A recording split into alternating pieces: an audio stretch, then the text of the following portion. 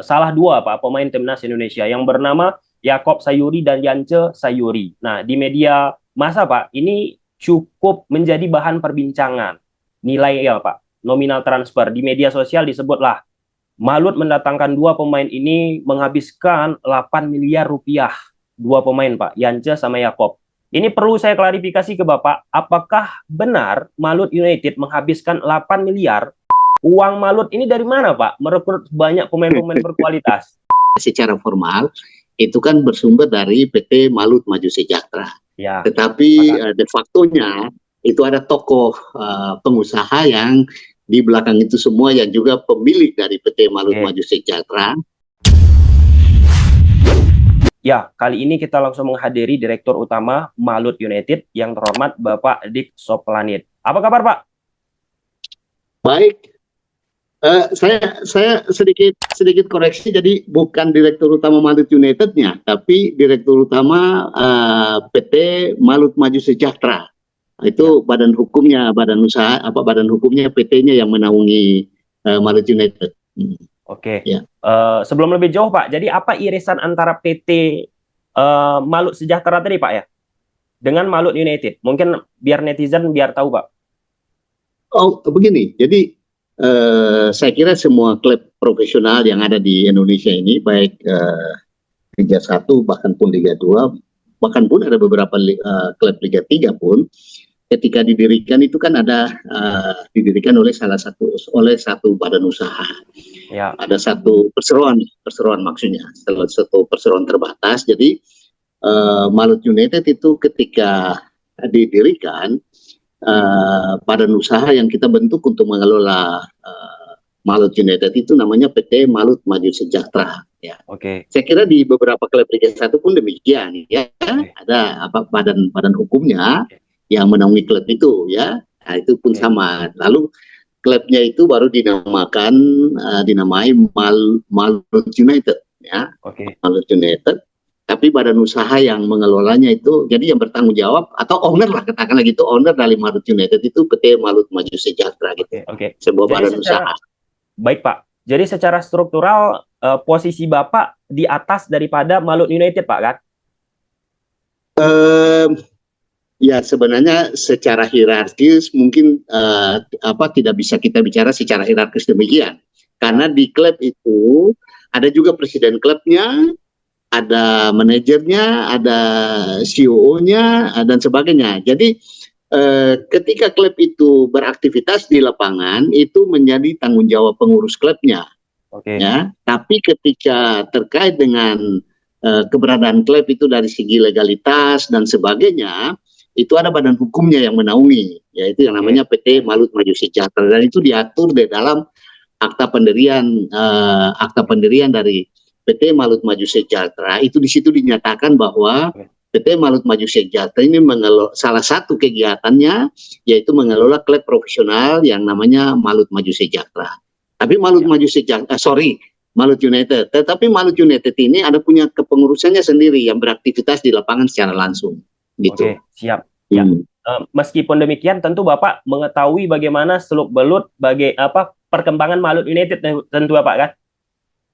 Oh iya, karena seluruh yang terkait dengan itu bisa nanti dia kalau di klub licensingnya PSSI maupun AFC itu kan jelas di situ bahwa ada badan hukum yang bertanggung jawab terhadap klub itu. Jadi berbagai hal yang termasuk yang terkait dengan aspek legalnya maupun hal-hal yang lain itu semua ada pada badan usahanya, badan hukumnya, yaitu perseroan terbatas yang di kita itu. Sekedar saya memberikan gambaran seperti klub-klub yang lain, misalnya Bali United, itu kan dia dinaungi oleh PT Bali Bintang Sejahtera kalau nggak salah.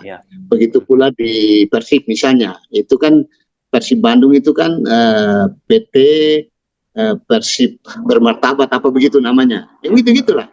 Seperti dengan Malut United juga. Sudah paham Pak. Oke Pak, kita masuk ke konteks Malut United nih Pak ya. Poin langsung tentu ya Pak ya. Nah sekarang ini menjadi bahan pembicaraan bagaimana gebrakan yang dilakukan oleh Malut United. Tentu atas pergerakan transfer yang sangat-sangat luar biasa. dari merekrut pemain, pemain yang direkrut pun bukan kaleng-kaleng istilah bahasa gaulnya Pak ya, Yakob Ya. bersaudara dan lain sebagainya. Nah pertanyaan mendasar, uang Malut ini dari mana Pak merekrut banyak pemain-pemain berkualitas? Jadi begini, Eh, ini kan sepanjang ketika kita mau membangun sebuah klub itu kan pasti ada apa kekuatan dana yang harus ya, menunjang itu. Jadi memulainya dari kita dengan klub Malut United di Liga 2, kemungkinan kemudian di Liga 2 kan semua klub di Indonesia termasuk Malut United itu kan berkeinginan untuk naik lagi ke Liga 1 ya. ya, Dan akhirnya kita bisa memenuhi harapan kita bisa ditembus di Liga 1. Nah, dengan demikian ketika kita di Liga 1 pun ya kita harus berupaya juga menjadi yang terbaik lah. Semua klub itu kan berkeinginan demikian. Nah, betul. oleh sebab itu mau dengan tidak mau kita akan berupaya untuk mencari pemain-pemain yang mumpuni untuk bisa mendapatkan kesempatan yang terbaik itu. Ya, Nah, tentunya ini semua kan harus didukung oleh satu pendanaan yang memadai. Dan PT Malut Maju Sejahtera yang didirikan itu oleh seorang tokoh, seorang pengusaha yang ada melatar belakangi itu sebagai pemilik dari PT Malut Maju Sejahtera, sebagai pemegang saham katakanlah begitu. Sedangkan saya itu adalah sebagai direkturnya, direktur utama dan ada 2 direktur yang lain. Nah, kita membentuk PT Malut Maju Sejahtera itu yang akan mengelola Malut United. Dengan demikian seluruh pendanaan itu secara formal itu kan bersumber dari PT Malut Maju Sejahtera. ya, Tetapi de facto-nya itu ada tokoh pengusaha yang di belakang itu semua yang juga pemilik dari PT Malut oke. Maju Sejahtera yang akan menunjang kegiatan Malut United itu. Begitu, Pak. Berarti sosok pengusaha ini sangat-sangat besar berkontribusi dari sisi finansial ya Pak ya? Bukan sangat besar lagi. Memang beliau yang mengatur semuanya. Kita ini hanya membentuk sebuah perseroan terbatas secara formalitas, secara legalitasnya untuk menaungi klub Malut United itu. Jadi beliau inilah yang sebagai pemegang saham atau pemilik atau saham mayoritas dari PT Malut Maju Sejahtera itu yang mendanai seluruh kegiatan Malut United. Oke. Pak, bisa netizen ketahui Pak siapa sosok pengusaha tersebut? Saya kira kalau sudah waktu di Liga 2 itu sudah sering kali disebut ya, beliau itu bertindak juga sebagai manajer di klub Malut United. Dan beliau itu pada waktu Liga 2 itu sudah sering kali kan turun langsung di lapangan. Ya. Malahan beliau itu langsung saja Pak, nama beliau siapa Pak? Oh, saya kira sudah tahu ya, namanya Pak David Glenn. Ya, David Glenn. Ya, siap. Ya, jadi Pak, dari hasil tentunya Malut United akan mengarungi Liga 1 Indonesia Pak. Tentu banyak yang harus dipersiapkan, banyak yang harus tentunya dilatih dan didatangkan termasuk pemain tadi. Nah, untuk musim depan Pak, seperti yang sudah dilakukan rapat RUPS dengan PT LIB bahwasanya financial control masing-masing klub yang ada di Liga 1 Indonesia itu batas minimal itu, batas untuk mengeluarkan uang semusim untuk musim yang akan datang ini 50 miliar. Kalau Malut United berapa 50. Pak pendanaan itu Pak? Betul. Dikeluar. Ini kan kegiatan pembentukan tim kan masih berjalan, belum final, dan ya kita belum bisa merilis hal seperti itu. Yang penting kita tetap akan mengikuti aturan sebagaimana keputusan RUPS itu, di mana kesepakatan bersama atau keputusan dari LIB ya dalam hal ini juga pasti oleh PSSI bahwa maksimum pendanaan untuk pemain itu kan hanya 50M, bukan hanya sih, sampai dengan 50M. Nah, tentunya kita pasti akan mengikuti aturan itu. Nah, soal berapa besar soal berapa besar itu kita belum bisa merilis itu karena ini kan masih berjalan terus, Pak. Ada kesempatan masih terbuka untuk membenahi pemain, mempersiapkan tim pemain-pemain. Jadi memang belum. Yang penting yang harus kita ikuti bahwa kita tidak akan keluar dari aturan yang sudah ditetapkan oleh LIB. Oke, kalau kita bicara sebuah PT badan usaha, Pak, pasti punya kerangka ataupun rencana. Nah, kalau misal dari PT Malut Maju Sejahtera, Pak, rencananya, ini kita bicara posisi sekarang, Pak, ya, saat diskusi ini, rencananya untuk musim depan itu berapa pengeluaran? 30 M kah, 40 atau sampai 50 M nih? Untuk sampai sekarang, Pak, sebelum nanti ada penambahan pemain lagi mungkin. Jadi begini, kita punya perencanaan keuangan itu kan menjadi satu kesatuan, ya, satu kesatuan yang harus kita keluarkan, dan semua yang kita lakukan ini juga akan nanti menjadi laporan keuangan yang resmi sesuai dengan aturan yang kita ikuti di dalam club licensing, ya. Dalam club licensing itu kan ada lima hal yang harus kita penuhi. Salah satunya itu soal finansial. Nah, finansial inilah yang akan muncul juga sebagai satu laporan yang harus kita sampaikan secara terbuka juga. Dan memang sampai saat ini kita belum bisa merilis itu karena semua masih bergerak, masih berjalan, ya. Tidak bisa kita cepat-cepat. Lain hal kalau misalnya Liga 2 yang sudah selesai ya mungkin, tapi kalau Liga 1 ini belum bisa kita, karena masih banyak variabel, banyak hal yang sementara kita lakukan yang belum tahu akhirnya berapa begitu, itu kita belum tahu. Oke, Pak, kalau nggak gini aja, Pak, untuk Liga 2 musim kemarin Malut habis berapa, Pak? Belum, laporan kita juga belum lengkap. Kita kan sementara ada menyusun laporan baik itu Liga 2 dan tentunya apalagi Liga 1 yang belum kita bisa rilis itu. Liga 2 pun kita belum lengkap mengetahui itu karena kompetisi baru saja berakhir, ada dalam hitung-hitungan akuntan kita. Nanti akan kita ketahui juga berapa besar itu pada waktunya nanti. Oke, siap, Pak. Kita bergeser sedikit, Pak, tentang tindakan yang dilakukan oleh Malut dalam mendatangkan salah dua, Pak, pemain timnas Indonesia yang bernama Yakob Sayuri dan Yance Sayuri. Nah, di media massa, Pak, ini cukup menjadi bahan perbincangan. Nilai ya, Pak, nominal transfer di media sosial disebutlah Malut mendatangkan dua pemain ini menghabiskan 8 miliar rupiah. Dua pemain, Pak, Yance sama Yakob. Ini perlu saya klarifikasi ke Bapak, apakah benar Malut United menghabiskan 8 miliar untuk mengamankan posisi Yakob bersaudara atau Sayuri bersaudara? Belum bisa dirilis secara pasti, Pak. Karena begini, kenapa saya sampaikan itu? Pertama, yang tadi dari awal sudah saya sampaikan bahwa klub ini ada punya aktivitas sendiri dengan kepengurusannya. Kemudian klub ini secara legalitas itu didukung oleh atau latar belakangnya ada pada salah satu badan hukumnya yaitu PT Malut Maju Sejahtera. Nah, persoalan pemain itu sepenuhnya ada pada ranah klub. Mereka lah yang mengatur pemain, berapa besar kontrak itu mereka, karena ada aspek teknisnya di situ, yaitu para pelatih dan manajernya yang akan berkompromi tentang hal itu. Nah, hal-hal teknis soal pemain ini kan belum tuntas, pertama.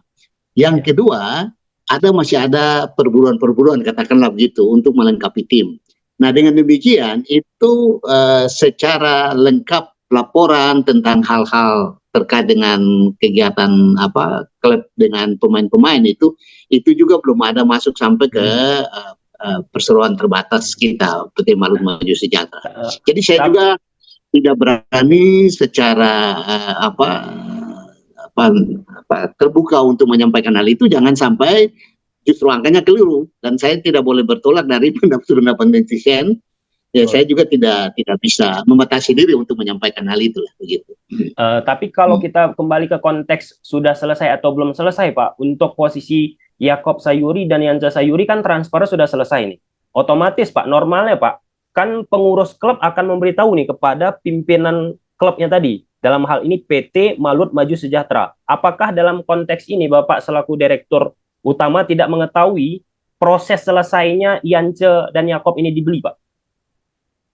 Sudah, setiap pergerakan pemain itu kita tahu. Tetapi kan kita menunggu kan tidak secara insidentil setiap pemain itu terus dilaporkan, kontra pemain ini dilaporkan, enggak. Kita menunggu secara keseluruhan, secara totalitas. Mungkin saja sampai klub ini sudah siap launching untuk masuk ke Liga 1, baru kemudian laporan itu akan disampaikan oleh klub tentang hal itu. Jadi tidak per individu lapor, ya kita belum menerima secara lengkap tentang hal itu.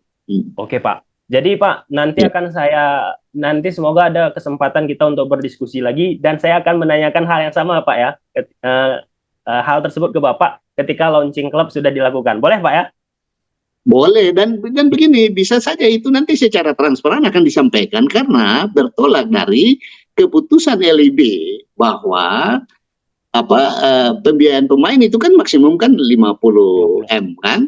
Nah, dengan demikian itu akan terbuka karena LIB juga akan mengontrol bahwa apakah setiap klub ini ada yang melebihi 50M atau yang tidak. Itu akan secara transparan terbuka di LIB, dan itu bisa masyarakat banyak bisa mengetahui hal itu. Tidak perlu sampai mesti nanti saya akan merilis itu bisa saja data itu di LIB pun akan siap, dan karena itu laporan yang pasti bertanggung jawab karena kita akan mengikuti aturan yang sudah ditetapkan oleh LIB tentang plafon yang paling tinggi untuk merekrut pemain dalam kompetisi Liga 1 ini, begitu.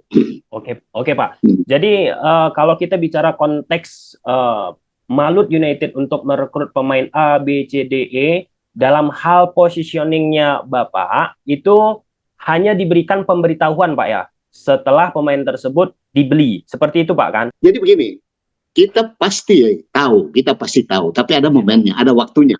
Karena yang tadi saya bilang, bahwa kita ini hanya sebagai badan usaha, badan hukum, yang menaungi klub itu. Di klub itu tadi awal-awal sudah saya sampaikan, bahwa ada kepengurusannya di klub itu. Ada presiden klubnya, ada wakil presidennya, ada manajernya, ada CEO-nya, semua itu. Jadi soal itu secara teknis mereka yang mengatur di lapangan. Kita tidak tahu,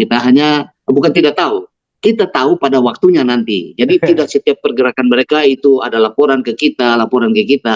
Ya, saya kira ya, tidak pas juga untuk begitu. Pada waktunya nanti kita akan melihat semuanya.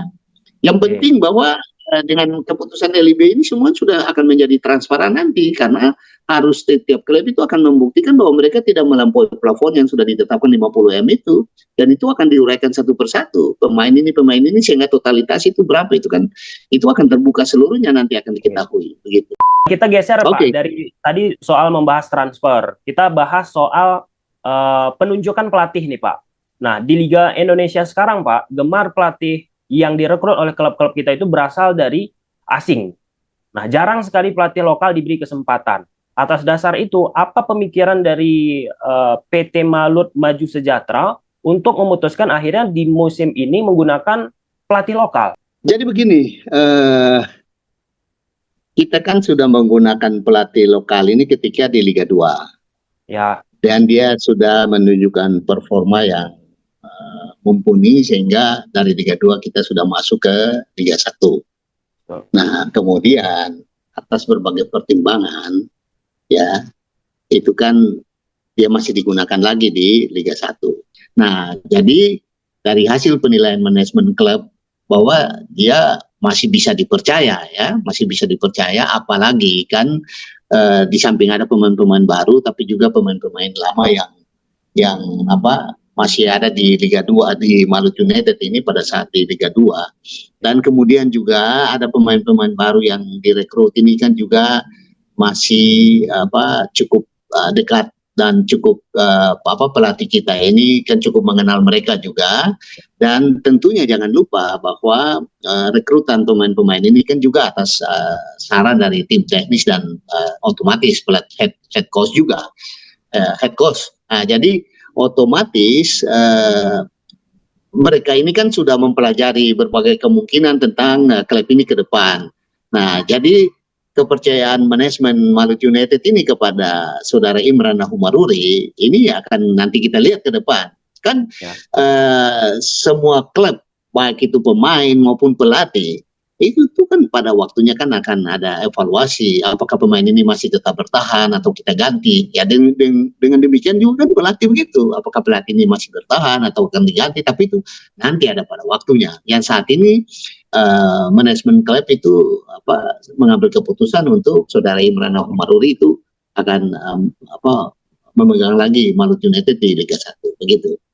Iya Pak, ini tentu kesempatan sangat penting juga bagi Coach Imran ya Pak ya. Bagaimana membuktikan kalau misalnya pelatih lokal itu bisa berbicara banyak nih dari gempuran dalam tanda petik pelatih-pelatih asing yang ada di Liga Indonesia.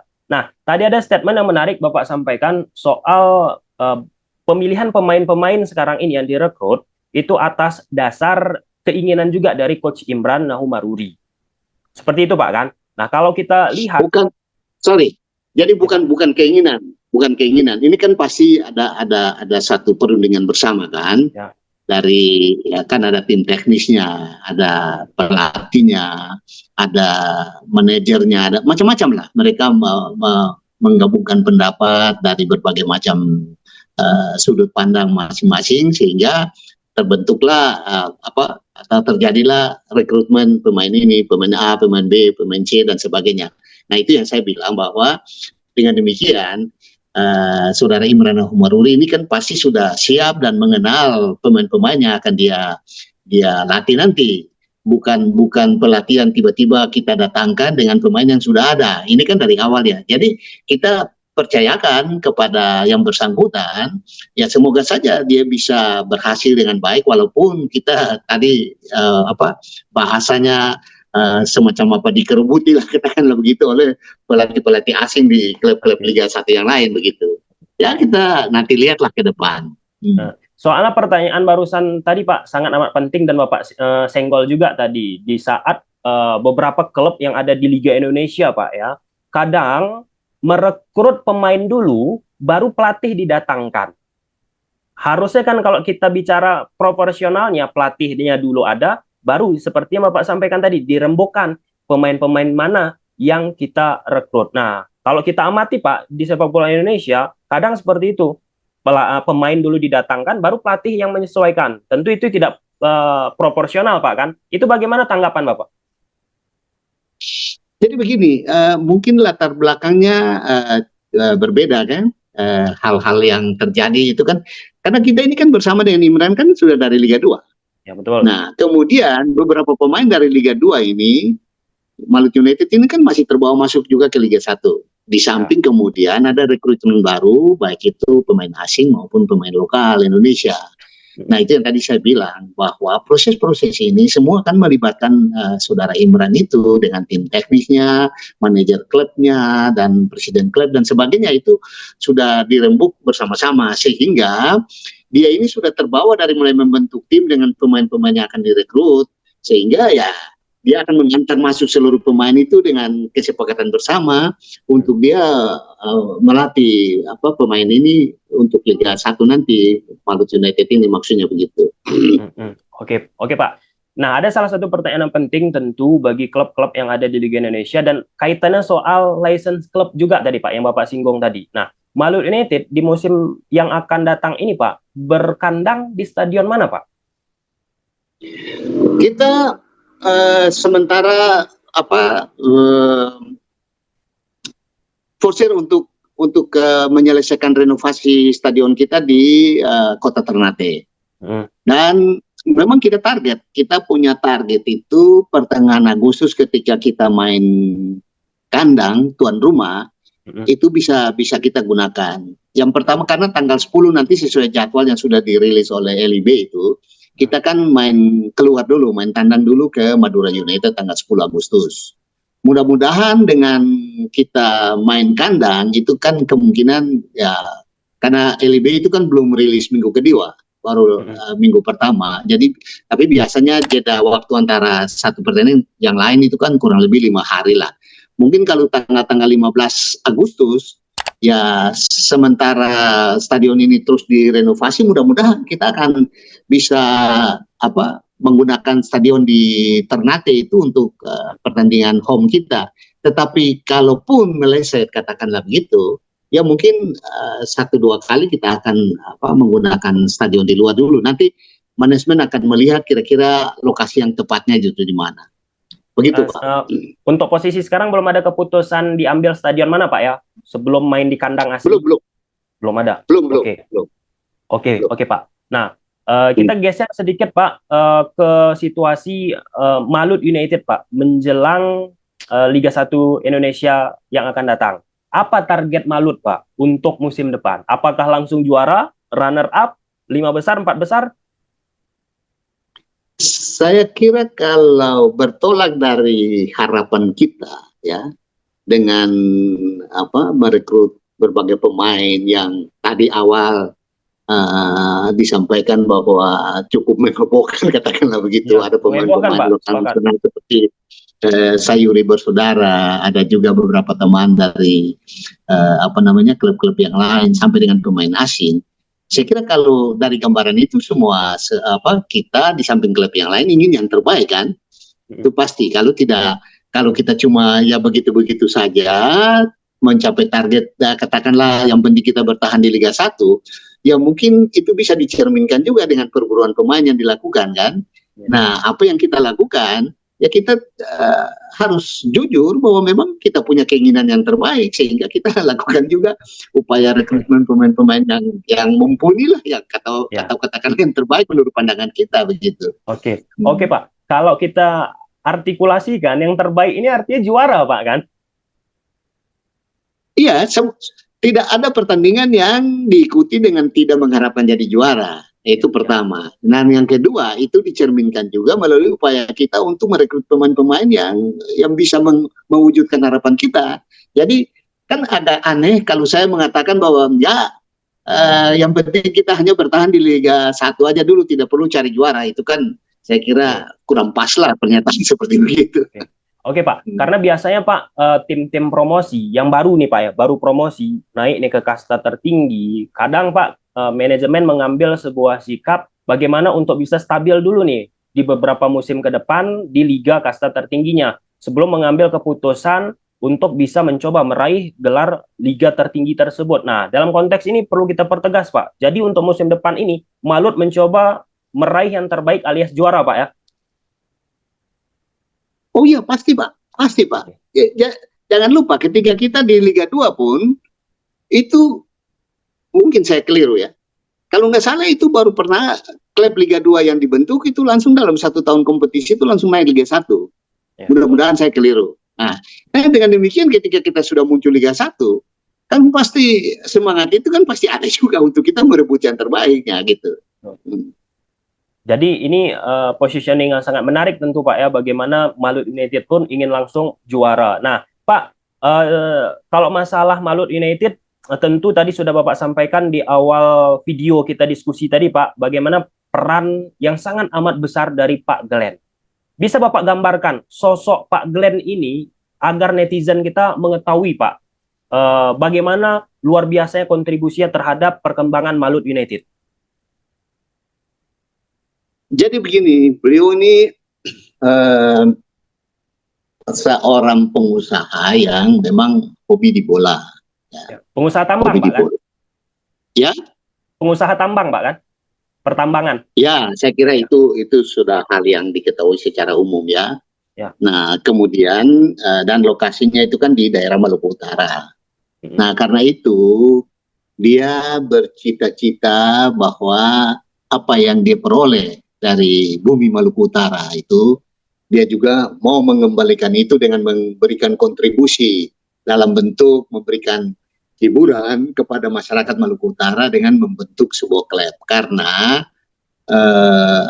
ada semacam jargon atau itu di daerah Maluku Utara bahwa mereka itu yang nomor 1 itu adalah agama dan yang kedua itu sepak bola, gitu.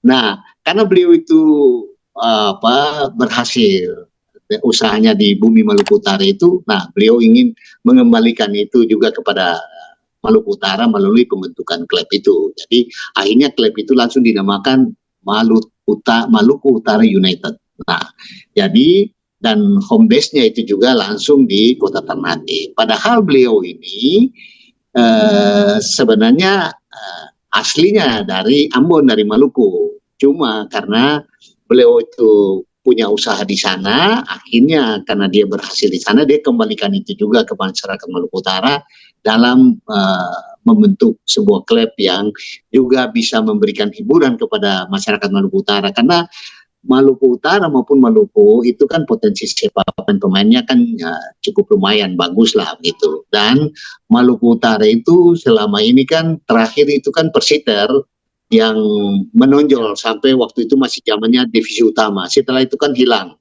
Nah, ini beliau mau mengembalikan lagi suasana klub, suasana sepak bola di Maluku Utara, dan dibentuklah Maluku United itu begitu. Jadi latar belakang singkatnya begitu. Oke, pertanyaan penutup nih Pak, pamungkas Pak. Satu kata untuk Pak Glenn. Oh, ini beliau ini pengorbanannya, bukan pengorbanan, keikhlasannya luar biasa. Saya tidak pernah mau menggunakan kata pengorbanan kepada beliau, karena beliau itu sesuatu beliau lakukan dengan ikhlas. Jadi begini, beliau ini bukan seperti bukan orang kaya raya yang luar biasa sih, bukan. Tetapi dia punya keikhlasan untuk memberi itu yang luar biasa. Nah, jadi ini beliau ini punya keikhlasan untuk memberi itu luar biasa. Jadi dia hanya mau mengembalikan apa yang dia peroleh di daerah Maluku Utara itu juga untuk memberikan kontribusi dalam bentuk memberikan hiburan, kesenangan kepada Maluku Utara, karena beliau tahu bahwa di Maluku Utara sepak bola itu nomor 2 setelah agama begitu. Itu yang beliau pernah ungkapkan, dan itu beliau ungkapkan di mana-mana saja. Jadi saya mau sampaikan itu, keikhlasannya itu luar biasa. Ya. Nah, jadi saya tidak pernah mau menggunakan kata pengorbanan. Kalau orang berkorban itu kan ada merasa terbeban dan ada merasa nanti harus ada sesuatu kembali. Enggak, beliau itu keikhlasannya luar biasa. Dan itu kan saya kira kita sama-sama tahu lah, untuk membangun sebuah klub itu, apalagi mulai berjuang dari Liga 2 sampai Liga 1, itu kan cukup mengeluarkan dana yang lumayan lah. Ya, begitu.